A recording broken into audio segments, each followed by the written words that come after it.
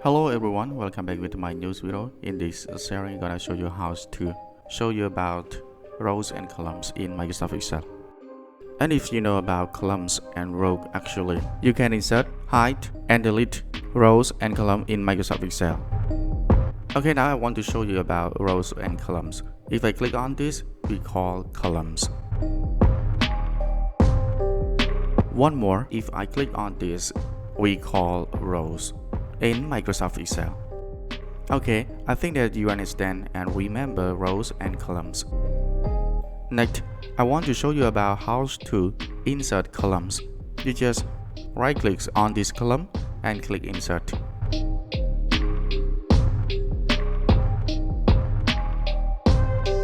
And next, I want to insert row.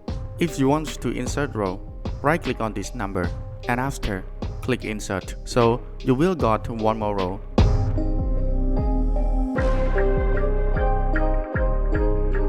Okay, with insert row and columns, I finish and I go on how to hide rows and column in Microsoft Excel. I want to hide this column. I just right click on this column and click hide.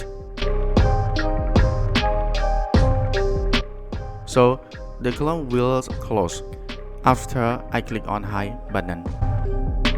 If I want to show the column that I hide, I just select two columns. Next, right click on any column and click on unhide. So column will display after you click unhide button. Or one more, you can do like this.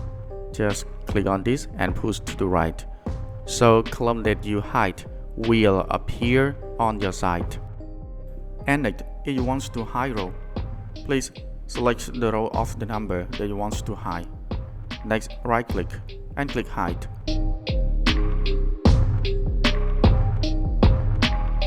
So two rows will hide after you click. Next, if you want to show, you just select some row and next right click and click unhide. So the row that you hide will display on your side. And the last point, I want to show you how to delete rows and column. And if you want to delete column, please right click on this column and click delete.